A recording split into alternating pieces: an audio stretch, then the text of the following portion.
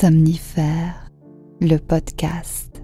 Somnifère, c'est un podcast en 2 parties. D'abord une courte séance de relaxation conçue pour vous préparer au sommeil, suivie d'une histoire à dormir debout qui vous fera tomber dans les bras de Morphée.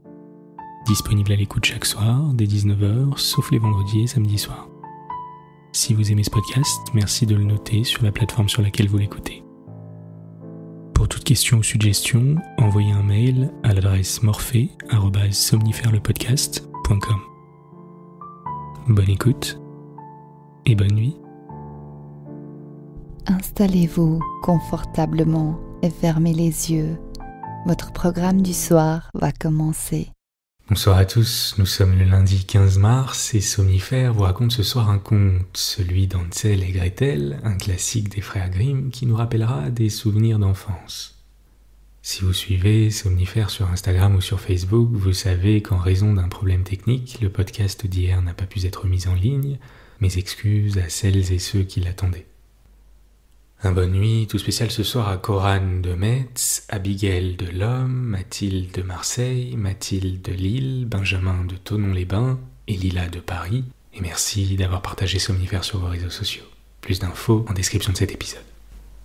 Je vous souhaite une excellente nuit et maintenant place à notre séance de relaxation. La séance de relaxation. Mettez-vous à l'aise, fermez les yeux. Et s'il fait un peu frais, remontez votre couverture jusqu'aux épaules.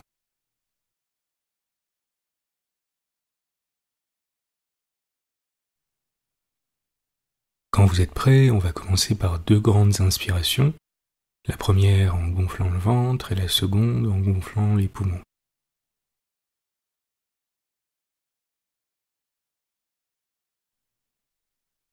Prenez une grande inspiration. Gonflez votre ventre et expirez par la bouche.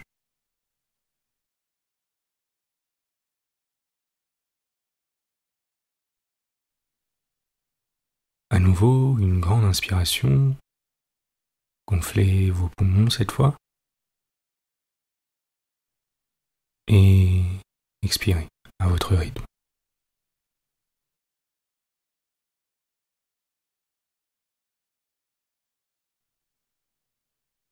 Reprenez un rythme normal et ne faites rien d'autre que d'observer votre respiration et notez comme à chaque expire, votre corps semble s'enfoncer davantage dans le matelas.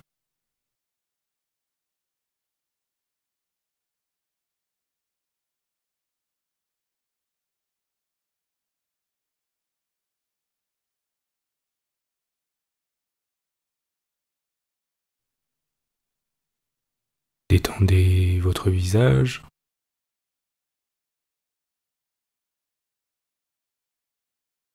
vos sourcils,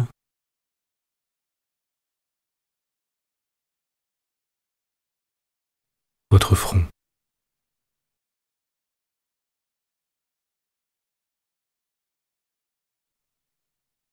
Votre mâchoire,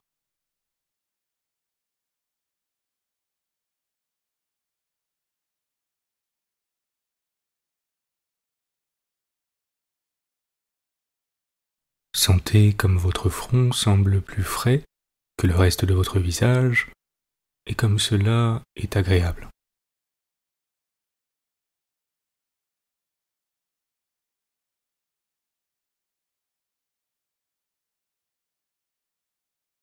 Détendez vos épaules et sentez-les se relâcher de tout leur poids.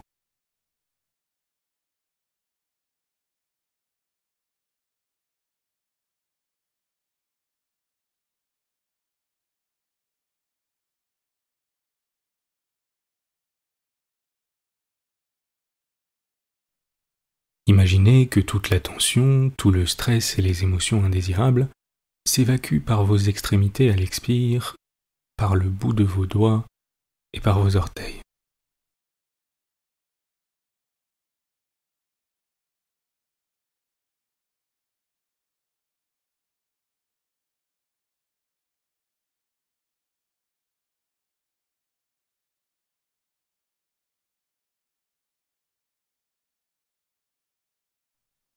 Vous pouvez sentir les quelques restes de tension alors qu'ils traversent vos mains et vos pieds à mesure que vous expirez, avant de s'évacuer et de vous laisser parfaitement relâcher.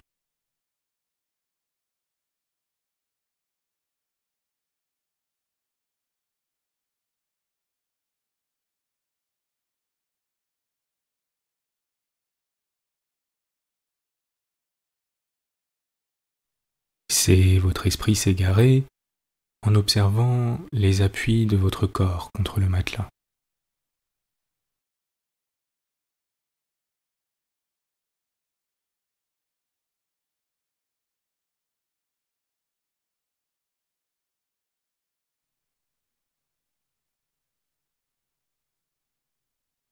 Votre respiration, les mouvements de votre poitrine à l'inspire et à l'expire, la température de l'air à l'inspire et à l'expire.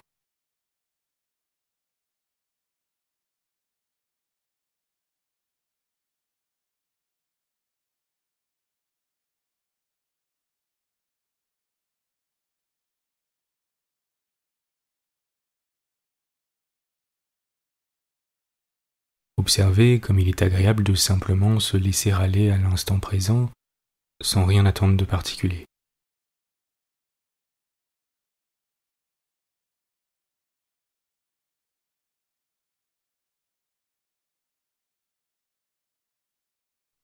Portez votre attention sur vos pieds et massez-les mentalement un par un. D'abord le pied gauche,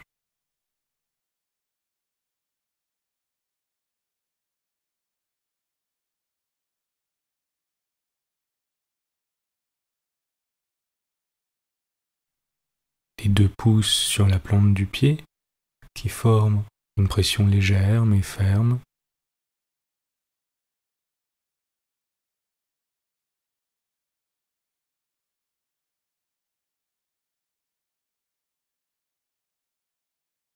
Qui vont de haut en bas.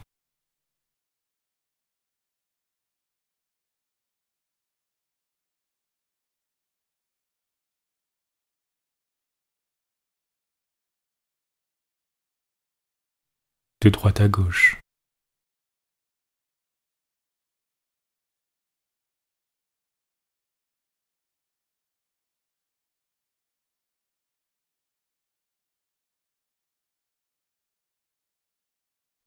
Et forment de petits cercles.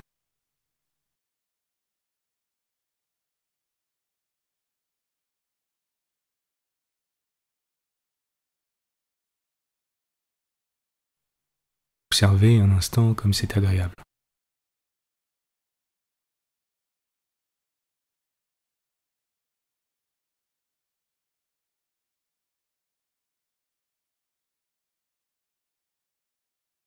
Le pied droit à présent, les deux pouces sur la plante du pied, qui forment une pression légère mais ferme.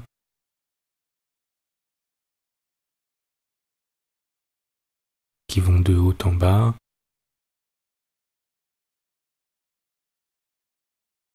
De droite à gauche. Et forment de petits cercles.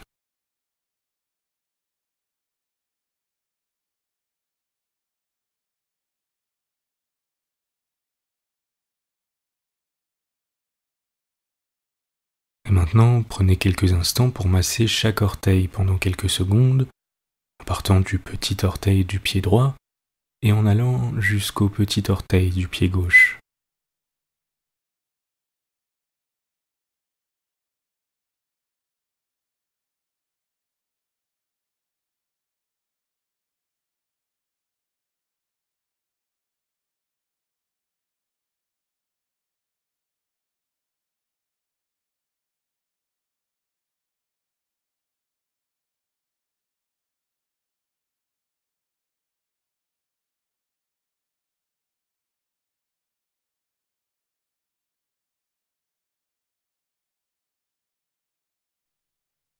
Laissez-vous aller complètement à la détente et ne faites rien d'autre que de porter votre attention sur votre respiration pendant quelques instants.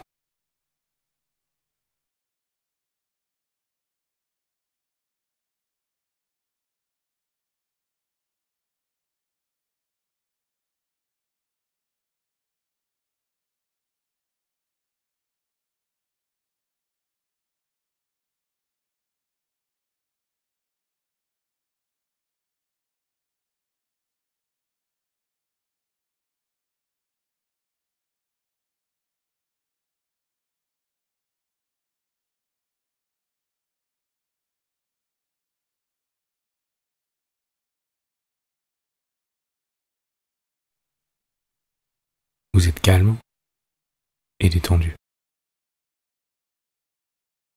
L'histoire du soir.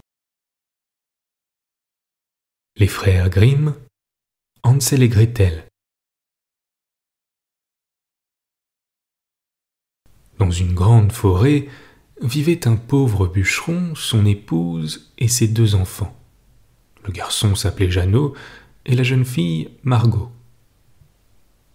Le bûcheron avait peu à manger et à partager, et lorsque les prix s'envolèrent dans le pays, il ne put plus ramener le pain quotidien.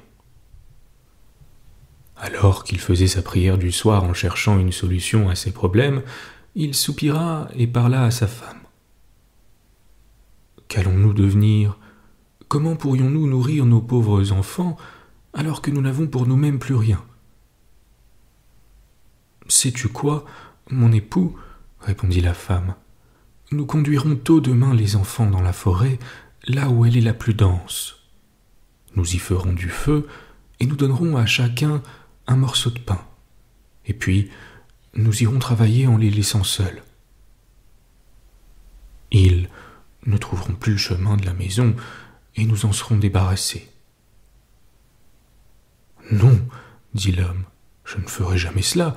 Comment pourrais-je supporter de laisser mes enfants seuls dans la forêt ? Les bêtes sauvages les dévoreraient aussitôt. »« Alors, dit-elle, nous devrions tous les 4 mourir de faim. »« Mais les pauvres enfants me manqueront aussi, dit l'homme. » Cependant, les 2 enfants qui ne s'étaient pas endormis, du fait de leur manque de nourriture, avaient entendu ce que leur belle-mère racontait à leur père. Margot pleurait des larmes amères et dit à Jeannot : « Que nous arrivera-t-il ? » ?»« Calme-toi, Margot, dit Jeannot, ne t'inquiète pas, je vais nous en tirer. » Et alors que les parents dormaient, il se leva, enfila sa camisole, ouvrit la sous-porte, puis se faufila dehors. La lune brillait de tous ses rayons, et les graviers qui jonchaient le devant de la maison scintillaient comme une multitude d'étoiles. Jeannot se pencha et en enfouit dans ses poches autant qu'elle pouvait en contenir, jusqu'à en déborder. Puis il rentra et dit à Margot : « Sois rassurée, ma chère sœur, et endors-toi en paix. Dieu ne nous laissera pas tomber. » Puis il s'allongea dans son lit. Lorsque le jour arriva, juste quand le soleil fut levé, la femme vint réveiller les enfants. « Levez-vous, feignants, nous devons aller en forêt chercher du bois. » Puis elle leur donna à chacun un morceau de pain et ajouta : « Vous avez ainsi de quoi manger pour le déjeuner, mais ne le mangez pas avant, car vous n'aurez plus rien après. » Margot prit le pain dans sa blouse, car Jeannot avait les cailloux dans ses poches. Puis ils se mirent en route pour la forêt. Lorsqu'ils eurent fait un bout de chemin, Jeannot s'arrêta et regarda vers la maison, puis, après quelques pas, il recommença sa marche.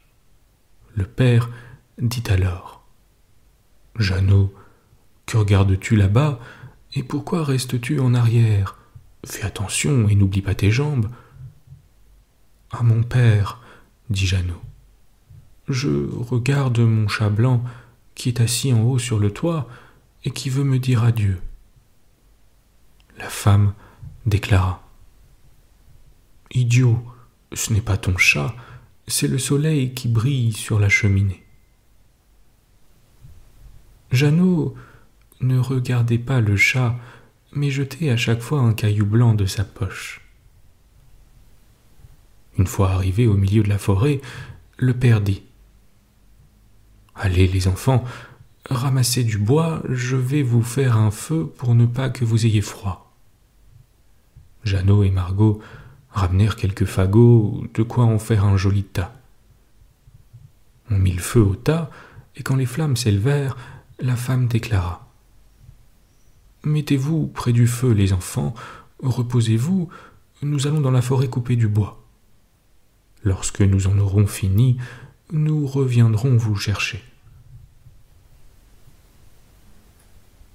Jeannot et Margot s'assirent près du feu et lorsque midi fut venu, ils mangèrent chacun un petit morceau de pain. Et parce qu'ils entendaient les coups de la cognée, ils pensaient que leur père était proche.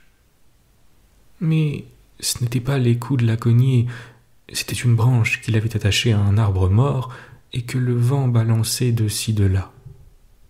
Comme ils étaient assis depuis un long moment, le sommeil leur vint et ils s'endormirent.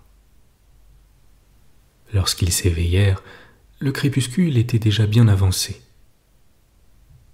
Margot se mit à pleurer et dit « Comment allons-nous sortir du bois maintenant ?» Jeannot la consola. « Attends un peu, que la lune se lève, nous retrouverons enfin notre chemin. » Et quand la lune fut bien levée, Jeannot prit sa sœur par la main et suivit les cailloux blancs qu'il avait semés. Ils scintillaient comme des étoiles et leur montraient le chemin. Ils marchèrent toute la nuit et arrivèrent devant la maison de leur père. Ils frappèrent à la porte, la femme ouvrit et lorsqu'elle s'aperçut que c'étaient Jeannot et Margot, elle leur dit « Méchants enfants, pourquoi avez-vous dormi aussi longtemps dans la forêt ? Nous avons cru que vous ne vouliez plus revenir à la maison. » Mais le père se réjouissait, car il s'en voulait de les avoir laissés seuls. Peu de temps après, la misère s'étant de nouveau répandue dans toute la contrée, les enfants entendaient de nouveau comment la mère, la nuit, dans son lit, parlait à son mari. « Tout est de nouveau très précaire, nous n'avons plus qu'une demi-miche de pain. Toute chanson a une fin, nous devons nous séparer des enfants. Nous devons les emmener plus loin dans la forêt afin qu'ils ne puissent plus retrouver le chemin du retour. Nous n'avons plus le choix. » L'homme se sentit bouleversé et il pensa « Ce serait mieux que tu partages les dernières bouchées avec tes enfants. » Mais la femme ne prêtait aucune attention à ses paroles. Elle fit tout pour qu'il change d'avis, elle lui fit des reproches. Qui dit oui une fois, dira oui 2 fois. S'il s'est rendu une fois, il se rendra à nouveau. Tandis que les parents dormaient, Jeannot se leva de nouveau et voulut sortir pour ramasser des graviers comme la fois précédente, mais la femme avait fermé la porte à clé et Jeannot ne put sortir. Il rassura sa sœur et lui dit « Ne pleure pas, Margot, dors tranquillement. Le bon Dieu nous viendra en aide. » Tôt le matin, la femme vint tirer les enfants du lit. Ils reçurent leur morceau de pain, qui était encore plus petit que la fois précédente. En cheminant, Jeannot le brisait dans sa poche, s'arrêtait et jetait une miette sur le sol. « Jeannot, pourquoi t'arrêtes-tu et regardes-tu autour de toi ?» l'interpellait le père. « Avance !»« Je regarde ma colombe qui se tient sur le toit et qui me fait au revoir. » répondit Jeannot. « Idiot, dit la femme, ce n'est pas la colombe, c'est le soleil qui se lève et qui brille sur la cheminée. » Mais Jeannot continuait à jeter ses miettes sur le chemin. La femme emmena les enfants encore plus profondément dans la forêt, plus profond qu'elle ne fût jamais allée dans sa vie. Là, ils firent un feu encore plus fort et la mère dit « Restez ici, les enfants, et si vous êtes un peu fatigués, vous pouvez dormir un peu. Nous allons dans la forêt couper du bois, et ce soir, lorsque nous en aurons fini, nous viendrons vous reprendre. » Vers midi, Margot partagea son pain avec Jeannot, qui avait éparpillé le sien sur le chemin. Puis ils s'endormirent. Le soir vint, mais personne ne vint reprendre les pauvres enfants. Ils se réveillèrent au beau milieu de la nuit. Jeannot rassura sa sœur et lui dit « Attends, Margot, jusqu'à ce que la lune se lève, et nous verrons les miettes de pain que j'ai semées. Ils nous montreront le chemin de la maison. » Lorsque la lune fut haute, ils se levèrent, mais ils ne trouvèrent aucune miette de pain, car les milliers d'oiseaux qui voletaient dans les bois et les prés les avaient picorés. Jeannot dit à Margot « Nous retrouverons notre chemin », mais ils ne le retrouvèrent pas.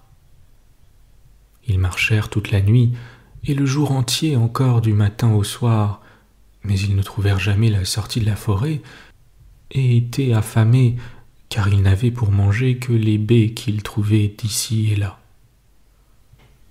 Comme ils étaient trop fatigués et que leurs jambes refusaient de les porter plus loin, ils s'allongèrent sous un arbre et s'endormirent. C'était déjà le 3e jour qu'ils avaient quitté la maison de leur père. Ils se remirent en marche, mais ils s'enfoncèrent encore plus dans la forêt, et si plus aucune aide ne leur venait, ils s'affaibliraient. Lorsque midi vint, ils virent un bel oiseau blanc perché sur une haute branche et qui lançait de si belles trilles qu'ils restèrent à l'écouter. Lorsqu'il eut fini, il étendit ses ailes et se mit à volter autour d'eux. Ils le suivirent jusqu'à arriver à un cabanon, sur le toit duquel il s'arrêta, et lorsqu'ils s'approchèrent, ils virent que le cabanon était fait de pain, que le toit était fait de gâteaux, les fenêtres de sucre transparent.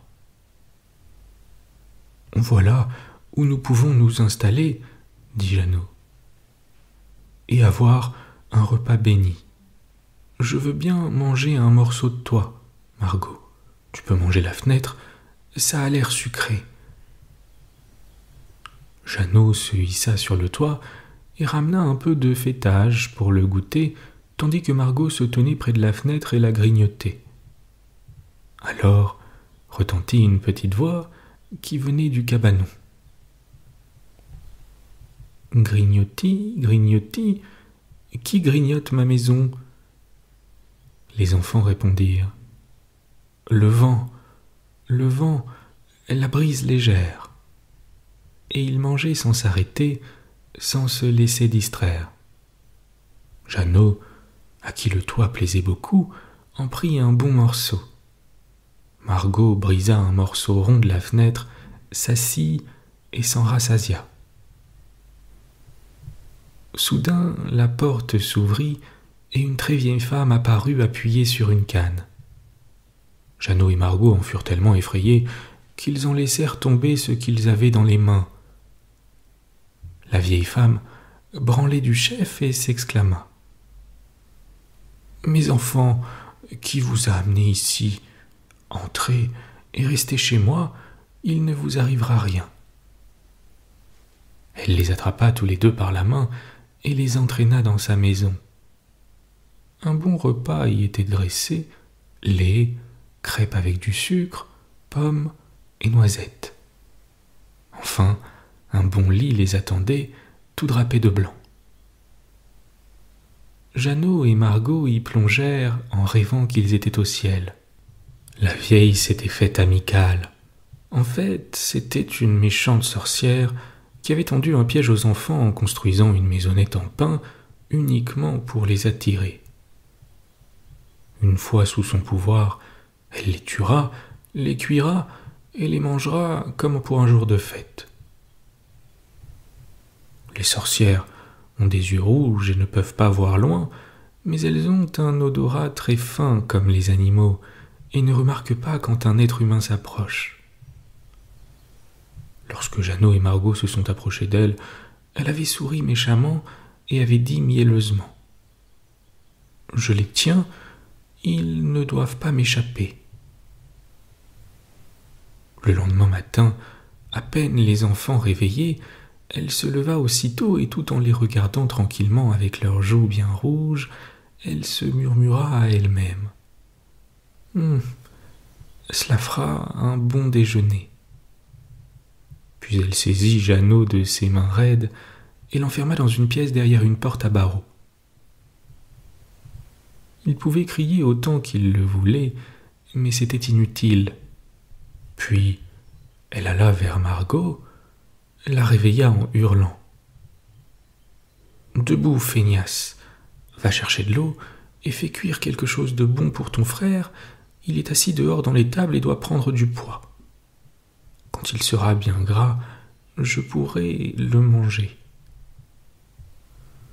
Margot se mit à pleurer amèrement, mais tout cela était inutile. Elle devait faire ce que la méchante sorcière lui avait ordonné. La meilleure cuisine fut alors cuite pour Jeannot, tandis que pour Margot, on ne servait que les carapaces d'écrevisses. Chaque matin, la vieille se pressait jusqu'à l'étable et criait « Jeannot, passe ta main par les barreaux que je vois si tu es bien gras. » Jeannot lui glissait alors un vieil os, et la vieille, qui n'y voyait presque plus, pensait que c'était la main de Jeannot et s'étonnait de ce qu'il ne voulait pas engraisser. 4 semaines passèrent, Jeannot était toujours aussi maigre, la vieille, à bout de patience, et ne voulut plus attendre. « Margot, allez, oust !» appela-t-elle. « Va chercher de l'eau, que Jeannot soit gras ou qu'il soit maigre, demain je le tue et je le cuis. » La pauvre Margot pleurait toutes les larmes de son corps en allant chercher de l'eau. Il fallait voir comment elle roulait sur ses joues. « Mon Dieu, aide-nous donc, » supplia-t-elle. « Si au moins les bêtes sauvages nous avaient dévorés, on serait morts ensemble. »« Épargne-nous tes sanglots, » dit la vieille. « Ça ne sert à rien. » Le lendemain matin, Margot sortit remplir le seau, le suspendit dans la cheminée et alluma le feu. « Nous allons d'abord faire du pain, » dit la vieille. « J'ai déjà chauffé le four et pétri la pâte. » Elle poussa la pauvre Margot vers le four duquel les flammes déjà sortaient. « Penche-toi et vois si c'est suffisamment chaud afin que nous puissions y enfourner le pain. » Puis lorsque Margot fut assez proche, elle voulut ouvrir le four pour la faire rôtir dedans et ensuite la dévorer. Mais Margot, devinant ses intentions, lui dit « Je ne sais pas comment faire pour entrer dedans. »« Que tu es stupide, » dit la vieille.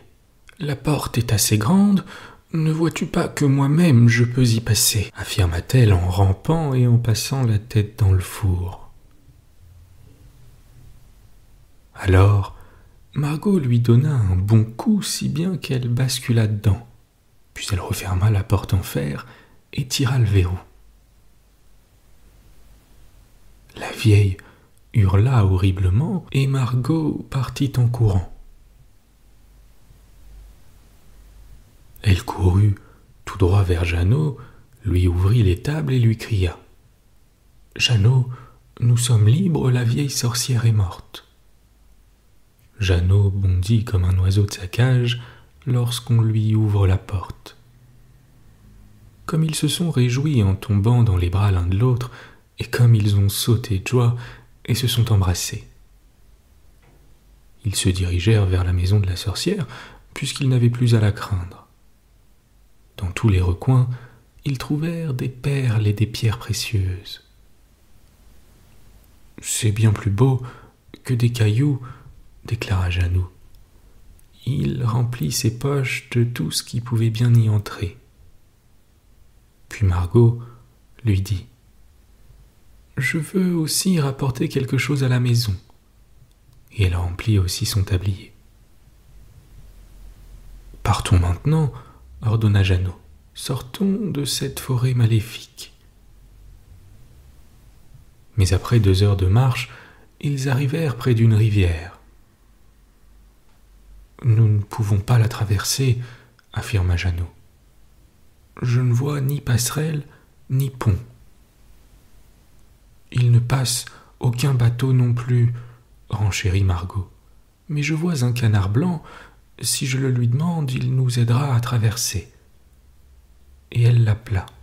« Canard, canard attentionné, Margot et Jeannot n'ont ni passerelle ni pont. Sur ton dos, fais-nous passer. »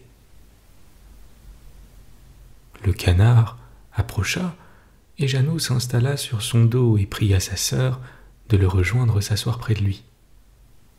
« Non, » répondit Margot. « Ce sera trop lourd pour le canard, il doit nous faire passer l'un après l'autre. » Le bon volatile s'acquitta bravement de sa tâche. Lorsqu'ils furent passés et qu'ils eurent fait un bout de chemin, la forêt se fit de plus en plus familière et soudain, ils aperçurent la maison de leur père. Ils se mirent alors à courir, se précipitèrent à l'intérieur et sautèrent au cou de leur père. Depuis qu'il avait abandonné ses enfants dans la forêt, l'homme vivait sans joie. Sa femme était morte. Margot secoua son tablier pour en faire tomber les perles et les pierres précieuses qui se répandirent dans la cuisine, pendant que Jeannot en jetait poignée après poignée de ses poches. Tous leurs soucis avaient enfin pris fin et ils purent vivre avec bonheur ensemble.